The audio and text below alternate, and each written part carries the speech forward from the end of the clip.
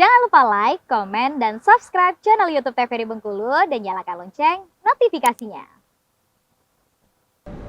Assalamualaikum warahmatullahi wabarakatuh. Halo pemirsa, selamat pagi. Bagaimana nih kabarnya hari ini? Semoga selalu dalam keadaan sehat walafiat dan tetap bersemangat. Hari ini jumpa lagi bersama saya Uter Novadini, tentunya dalam acara Opini Obrolan Pagi ini.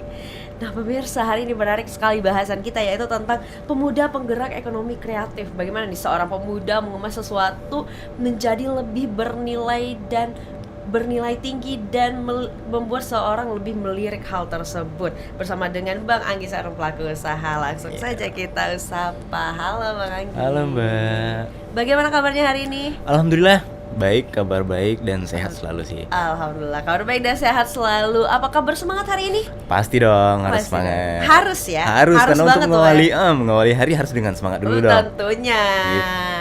Bang, ini kita akan membahas mengenai seputaran pemuda penggerak ekonomi kreatif. Nah, Oke. apa yang Abang gerakan itu nanti kita akan bahas nanti dulu. Tapi ini sebelum itu kami mau tahu dulu asalnya ini dari mana? Kalau aku sih dari Rejang Lebong, asli Putra Rejang. Asli Dari benar, Rejang Rejang. Lebong. Wah, orang asli Bengkulu nih. Asli dong, asli Bengkulu pastinya. Nih mungkin pemirsa udah mulai nggak nih mau bahas tentang penggerak ekonomi kreatif. Terus asalnya dari cium mungkin udah ada, oh kayaknya bahas ini deh kayaknya. udah tergambar Iya, gitu udah ya, udah tergambar kepikir ya. gitu ya. Kegiatan sehari-harinya sekarang apa aja, Bang? Kalau aku sih hari-harian ya paling aku mainnya kopi, di bidang kopi sih ya, berkelit dengan kopi lah, mulai dari berkebun, proses kopi sampai ke pengolahan produk sampai penjualan lah. Nah hari-harian itu aja terus sih di Rejang Lebong kan. Iya. Karena seperti yang kita ketahui Rejang Lebong itu kan tempatnya kopi lah, Benar gudangnya sekali, kopi untuk di Provinsi gudangnya. Bengkulu gitu. Jadi keseharian ya ngopi pastinya, mulai dari Pastinya. pagi sampai kelar, ntar kedar kopi terus. Kopi terus. Asal lambung aman, Bang? Apa? Asal lambungnya aman? Alhamdulillah.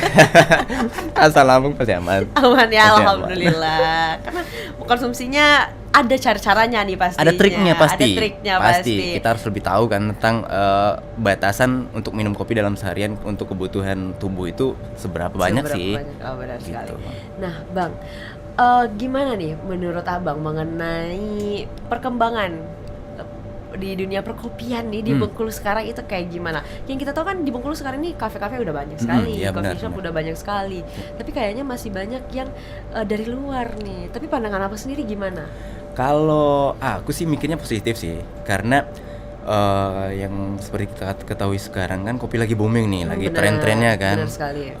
Antusias anak-anak muda ini untuk ngopi itu lebih ke arah coffee shop lah, karena ada trik-trik dan teknik-teknik seduh dan segala macam, kan bikin penasaran tuh. Anak muda lebih penasaran, oh ini cara ngopi ini nggak gitu-gitu aja sih, ada alatnya, alat seduhnya, ada teknik Iya. segala macam, ribet sebenarnya, tapi itulah hal yang buat menarik untuk kaula muda sekarang. Benar sekali. Nah tapi yang sangat saya kurang responsif sih, karena anak-anak muda itu hanya tahu, oh ini kopi loh, oh ini kopinya pakai alat ini segala macam, tapi asal usul kopinya yang buat Iya. saya itu anak muda harus tahu ini jenis kopi apa, proses apa, dari mana asal usulnya. Apalagi kan kita tahu kopi Bengkulu itu udah ternama loh, udah mulai dikenal.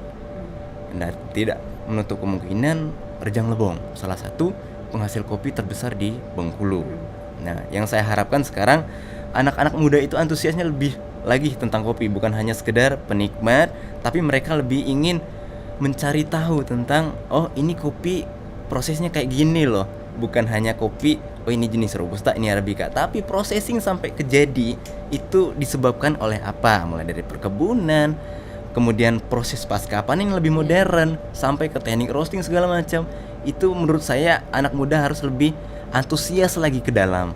Jadi yang saya harapkan nanti ketika mereka udah paham seluruh tentang itu, mereka lebih ingin menjadi seorang wirausaha ke bidang perkopian, agar gitu ya. kopi Rejang Lebong terkhusus untuk di Kota Bengkulu lebih dikenal lagi keluar lah. Untuk Tujuannya untuk bersama untuk ya. bersama pasti, untuk keuntungan bersama, untuk kesejahteraan para petani kopi pastinya. Oke. Nah, ini kan tadi Abang sempat bahas kalau kopi Rejang Lebong ini cukup ternama, kopi Iya. Bengkulu cukup ternama. Apakah para anak-anak muda Bengkulu ini mengetahui hal tersebut, Bang? Nah, itu tadi sebenarnya anak-anak muda itu sebagian. Iya. Karena selama ini sih ketika kopi Rejang Lebong itu dibawa ke turnamen kayak yang diselenggarakan oleh Cup of Excellence ya, anak-anak Rejang Lebong itu nggak tahu ini kopi jenis apa dan dari mana. Mereka hanya tahu oh Rejang Lebong menang loh, atau Bengkulu punya kopi yang bagus loh dan dikenal. Tapi mereka nggak tahu oh ini siapa sih prosesornya siapa, processingnya apa, kemudian dibawa oleh siapa, dari mana, desa mana, nggak tahu. Karena mereka nggak terlalu antusias, mereka tuh nggak sampai ke situ menurut saya, nggak sampai ke situ. Tapi yang saya harapkan mereka ingin oh ini loh yang processing, ini loh yang buat kopi ini jadi menang karena karakter rasa seperti ini dan segala macam. Ciri khas Bengkulu ini seperti ini loh gitu ya. Karena karakter kopi dari Rejang Lebong ataupun Bengkulu itu beda loh dari tempat lain, Mbak. Apa yang membedakan? Itu yang unik. Kemarin sih udah pernah saya kirim ke temen yang di Jawa, mereka yang ahli kopi tentang mencicipi rasa kopi, aroma dan segala macam. Karakter kopi Rejang Lebong itu lebih berbodi dalam artian punya karakter rasa yang berbeda dari kopi-kopi lain. Mulai dari mungkin disebabkan oleh kontur tanah, iklim cuaca dan teknik processing itu tadi, Mbak. Teknik processing itu tadi yang buat kopi Rejang Lebong atau kopi Bengkulu itu berbeda dari kopi dari daerah-daerah lain. Gitu. Jadi memang yang lain juga sudah pada mengakui gitu ya? Benar, udah diakui di internasional, di nasional itu udah diakui. Bahkan kemarin di internasional kopi Bengkulen, kopi Rejang Lebong itu udah diakui. Kalau nggak salah di Paris kemarin waktu itu. Wow, udah sampai sana gitu iya, ya. Benar. Dan sayang sekali nih kalau kurang terkenal. Nah, apalagi sama anak Bengkulu nggak tahu soal itu. Itu dia. Itu yang saya sayangkan. Nah, kalau tapi anak-anak Bengkulu ini taunya bahwa Bengkulu emang betul terkenal dengan pertanian kopinya yang bagus gitu. Iya, benar. Tapi itu sebatas barang mentah. Iya. Nah, abang nih berinovasi akhirnya agar kopi Bengkulu ini ada produknya. Iya, benar. Produk asli Bengkulunya. Itu gimana ceritanya Nah, awalnya? sebenarnya kalau dari awal sih saya sebenarnya bukan orang yang identik dengan kopi. Tapi orang tua mulai dari pendahulu saya dulu emang mereka itu basicnya petani kopi. Saya sendiri malah bukan seorang pecandu kopi, bukan orang yang benar-benar paham tentang perkebunan kopi, proses pasca panen dan segala macam, bukan. Tapi saya melihat oh ini harus ada perubahan loh. Ini harus dibawa ke tingkat petani langsung, merasakan dampak dari perubahan penjualan kopi itu ke kesejahteraannya mereka. Nah, saya berpikir bahwa oh ini anak mudanya harus ambil alih nih, harus ambil andil di sini gitu kan. Mulai dari processing sampai menjadi sebuah produk bernilai ekonomis tinggi. Nah, saya mulai pulang ke desa, ngulik lagi tentang kopi, belajar lagi otomatis. Oh, berarti sebelumnya enggak di desa, enggak di Rejang Lebong malah. Saya di Bengkulu, di kota. Kerja di sini dulu kan. Ketika pulang ke desa, yang notabene desa saya adalah penghasil kopi, orang tua juga petani kopi. Saya berpikir karena pada saat itu harga kopi itu sangat rendah. Jadi saya berpikir dalam 1 tahun petani cuma dapat berapa ratus kilo, kemudian untuk bertahan selama 1 tahun lagi sampai musim panen tahun depan itu nggak cukup. Nah, saya berpikir kenapa nggak produk ini dari tangan petani, produk seperti produk kopi bubuk yang siap diminum ya. Nah, saya berpikir kayak gitu.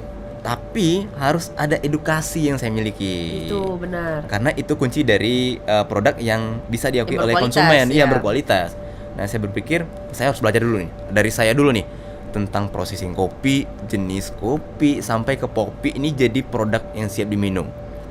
Dan termasuk perizinan dan segala macam ya. Saya belajar tentang itu, kemudian saya adopsi ke desa saya dulu nih. Petani saya edukasi. Kalian mulai panennya kayak gini nih, prosesnya kayak gini nih, kemudian nanti saya jualnya ke saya. Jual ke saya hargain lebih tinggi dari harga-harga tengkulak gitu kan. Yang nampung mungkin harganya belasan ribu, saya bisa puluhan ribu lah kasih ke mereka, tapi saya wajib menjual produk kalian dalam bentuk produk olahan yang siap diminum. Dan otomatis kopi itu udah dinilai tinggi karena udah jadi produk kan. Sayang sekali kalau petani harus terus gitu-gitu aja terus jual bahan baku mentah. Nggak ada kemajuan gitu ya. Dan kesejahteraan petani pun nggak ada. Itu yang saya sayangkan. Berarti terbentuknya ini awalnya itu mau meningkatkan kesejahteraan petani tadi. Itu utamanya sih. Dan bagaimana sih awalnya itu kayak kesusahan-kesusahannya seperti apa yang dihadapi? Kalau kesusahannya sih udah pasti ada Banyak ya. pasti ya. Banyak banget karena kebiasaan-kebiasaan orang kita itu apalagi orang-orang di desa mereka Iya. hanya tahu simpel aja lah udah saya nggak mau repot, tapi dampaknya nanti nih yang saya Iya, bilang benar, tadi benar. ketika udah panen kalian mau nyari uang kemana lagi selain kopi ada apa gitu kan. Nah, kenapa nggak kopi ini aja yang dinilai lebih tinggi kemudian sekali panen kalian bisa menutupi kebutuhan kalian selama 1 tahun sampai panen tahun berikutnya gitu kan. Berarti awal-awal itu ada pertentangan gitu. Ada pertentangan pasti karena yang saya hadapi itu bukan hanya petani doang. Ada pengepul yang di desa yang Oh mungkin iya, mereka anggap benar. oh ini saingan Ancaman saya nih. nih, ancaman nih, bahaya nih kalau biarkan gitu kan.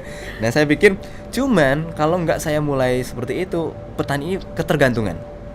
Karena di desa itu kebiasaan mereka ketika mereka udah musim panen, kebutuhan hidup mereka bergantung kepada tengkulak. Pinjam meminjam gitu kan. Jadi gitu terus. Jadi ya. gitu terus putaran dalam 1 tahun itu gitu aja terus. Ketika kopi mereka udah habis, kebutuhan mereka nggak cukup sampai tahun depan mereka pinjam lagi. Kemudian kopi mereka dijual ke tengkulak dengan harga yang lebih rendah, ditekan karena sangkutan itu tadi kan. Nah, pola ini yang sebenarnya harus saya putus. Nah, pola yang harus diputus itulah yang akan kita bahas di segmen berikutnya. Oke, Sekarang kita siap, jeda dulu ya Bang ya. siap. Untuk pemirsa jangan kemana-mana, tetaplah bersama kami di Opini Obrolan Pagi ini.